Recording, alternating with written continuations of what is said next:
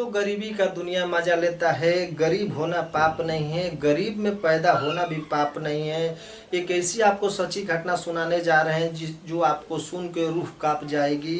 एक परिवार की कहानी है दोस्तों, जिसमें 4 सदस्य होते हैं। 4 सदस्यों में एक जो सदस्य होता है वो हैवानियत का शिकार हो जाता है, क्योंकि वो गरीब इंसान होता है और गरीबी के कारण हैवानियत का शिकार होना पड़ता है और बहुत कुछ उसको कठिनाइयों का सामना करना पड़ता है। क्या है एक सच्ची घटना, आज हम पूरी घटना आपको सुनाएंगे। तो नमस्कार दोस्तों, मैं हूं आपका मनोज, आप देख रहे हैं स्टोरी बाय रसड़ा।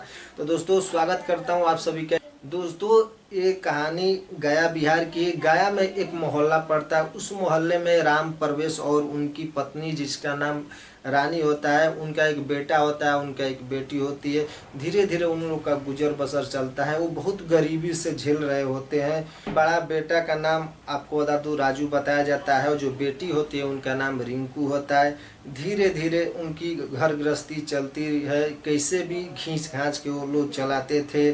जो राम परवेश थे वो मजदूरी करते थे। मजदूरी से घर का लालन पोषण नहीं हो पाता था, क्योंकि महंगाई इतनी हो गई है दोस्तों कि घर संभालना बहुत कठिन हो गया है। ये सब देख के उनकी जो रानी पत्नी थी बहुत परेशान होती थी कि कैसे बच्चों को पढ़ाएंगे, क्या करेंगे, कैसे रहेंगे, कैसे इनकी शादी करेंगे। सब कुछ उनको सोच सोच के परेशानियों का सामना करना पड़ता था। धीरे धीरे एक दिन रानी बीमार पड़ जाती है। रानी बीमार पड़ती है तो उसको ले जाके नज़दीकी सदर अस्पताल में भर्ती कराया जाता है। वहाँ भर्ती कराने के बाद वहाँ उनका चेकअप होता है तो उनके पेट में अपेंडिक्स निकलता है। और भी राम परवेश चिंतित हो जाते हैं। वो सोचते हैं कि अब कैसे इनका इलाज होगा, पत्नी का कैसे इलाज होगा। फिर राम परवेश डॉक्टर से पूछते हैं कि सर कितना खर्चा आएगा और कितने दिन में ये ठीक हो जाएगा। तो राम परवेश से वो डॉक्टर साहब बोलते हैं कि राम परवेश जल्दी करो, नहीं तो ये अपेंडिक्स फट जाएगा तो आपकी पत्नी की मौत हो जाएगी, फिर आप कुछ कर नहीं पाओगे। फिर राम परवेश डॉक्टर साहब से पूछते हैं कि डॉक्टर साहब कितना खर्च आएगा। तो जो डॉक्टर साहब होते हैं बोलते हैं राम परवेश चिंता मत करो, 40-50 हज़ार करीबन आपका खर्च आएगा। ये सुन के राम परवेश एकदम बहुत दुखी हो जाते हैं। दुखी होके अपना शकल गिरा लेते हैं। जैसे ही बाहर जाते हैं वो रिंकू और जो राजू लड़का होता है वो देख के बहुत चिंतित हो जाते हैं। बोलते हैं क्या ऐसा बात है कि पिताजी अपना चेहरा गिराए हैं, कुछ सोच रहे हैं क्या। वो अपनी बीवी को ये बात भी नहीं बताते हैं, ना लड़के को ना लड़की को बताते। जो लड़का होता है वो 16 साल का राजू होता है, उसको भी ये बात नहीं बताते हैं। जो रिंकू होती है वो 10 साल की तकरीबन होती है। वहाँ से वो लोग घर चले जाते हैं। घर जाते खाना पीना बनता है, चारों परिवार खाते हैं। खाने के बाद वो सो जाते हैं।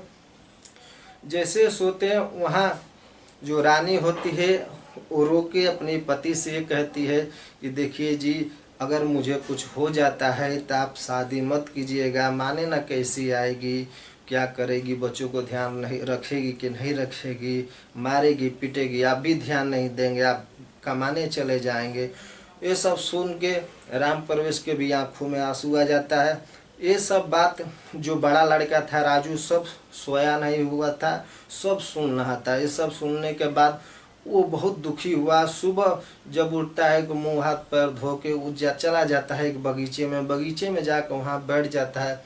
बगीचे में बैठा रहता है। फिर गांव के एक इंसान आते हैं, बोलते हैं क्या सोच रहा है राजू। तो बोलता है कुछ नहीं भैया, बहुत परेशानी है, घर के बारे में सोच रहा है, मेरी मम्मी का ये हालत ख़राब है, ऐसा कठिन परिश्रम करना पड़ता है मम्मी को। ये सब सुन के वो गांव के इंसान ये बोलते हैं कि तू कमाता क्यों नहीं है। वो इंसान ये बोलते हैं कि तू कमाता क्यों नहीं, कमाने कहीं क्यों नहीं चला जाता। जो भी पैसे भेजेगा तेरी मम्मी का इलाज भी हो जाएगा, तेरी बहन पढ़ भी लेगी, सब कुछ तेरे पिताजी कर लेंगे यहाँ, तेरे को कोई टेंशन नहीं रहेगा। ये सुन के वो बहुत खुश होता है, जाता है अपनी मम्मी से बोलता है। उसके पिताजी होते हैं जो मजदूरी करने गए होते हैं। फिर शाम होता है, राजू के पिताजी आते हैं जो मजदूरी करके घर पे आते हैं।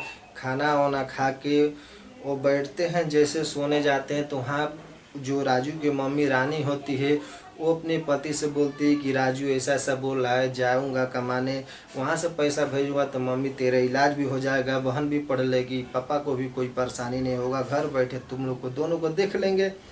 ये सब सुन के जो राम प्रवेश होते हैं चिंतित हो जाते हैं, बोलते हैं इतना छोटी सी उम्र में कौन इसको काम देगा, कहाँ जाएगा, वो कैसे नौकरी करेगा।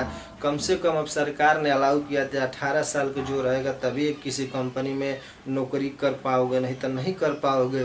फिर राजू वहाँ जवाब देता है कि नहीं पापा मैं दिल्ली जाऊँगा, दिल्ली बड़े बड़े कोठी होती है, वहाँ पर मैं झाड़ू पोछा करके कुछ पैसे मिले मैं आपको भेजूँगा, आप यहाँ मम्मी का इलाज करा देना, बहन को पढ़ा देना। ये सब बात सुन के बहुत मना करने के बाद भी राजू मानता नहीं। उसके पिताजी बार बार मना करते थे कि नहीं जाना नहीं जाना, फिर भी राजू जिद करके वो संडे को गाड़ी पकड़ के अपना गाय से वो चला जाता है आनंद विहार। आनंद विहार में जाता है, वहाँ एक कोठी में काम लग जाता है जहाँ उसको झाड़ू पोछा करना होता है। इस मालकिन के यहाँ उसकी नौकरी लगी थी, उस मालकिन का नाम पुष्पा बताया जा रहा है। राजू वहाँ नौकरी करने लगा। सुबह उसका काम था पोछा मार के अपने रूम में आके सो जाना, फिर शाम को जाके पोछा मारना और आके अपने रूम में खाना बनाना, खा के सो जाना। 8,000 रुपया तनख्वाह वो पुष्पा जो उनकी मालकिन थी देती थी। धीरे धीरे कुछ दिन बीते।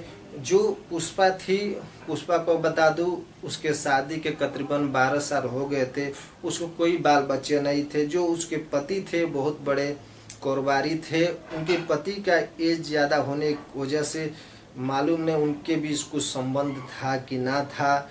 तो क्या करती थी, रोज राजू पोछा मारता था तो चाय पीती थी, वो बैठ के राजू को देखती थी क्योंकि गोरा चिट्टा राजू था, तो राजू को नज़र साइड साइड से देखती रहती थी। एक दिन की बात है दोस्तों, राजू शाम को पोछा मार के अपने रूम में चला जाता है। एक दिन के बाद है दोस्तों, राजू अपने मालकिन का पोछा मार के अपने रूम में जाके सो जाता है। सोने के बाद दोस्तों कुछ रात बीतती है, 11-12 बजता है। तो वहाँ से क्या होता है, पुष्पा अपने बेड से उठती है और जाके राजू के रूम में ढुक जाती है। राजू के रूम में जैसे ढुक जाती है, वहाँ राजू चुपचाप सोया हुआ था। राजू चुपचाप गहरी नींद में सोया हुआ था। फिर जाके पुष्पा उसके खाटले पर बैठ जाती है और हाथ फेरने लगती है। ये सब देख के राजू चौंक जाता है, चौंक के उठ के बैठ जाता है। बोलता है क्या कर रहे हो? मालकिन बोली कुछ नहीं, देख रही हूँ क्या तुम्हें गुदगुदी हो रही कि नहीं, देख रहे हो तुम्हें गुदगुदी हो रही कि नहीं। बार बार हाथ चारों साइड फेरने के बाद फिर क्या करती है, उसके कपड़े उतारने लगती है। ये सब देख कर राजू बहुत परेशान होता है। बोलता है नहीं मालकिन, मैं कभी ऐसा सब किया नहीं हूँ, मैं सब के बारे में पढ़ना भी नहीं चाहता।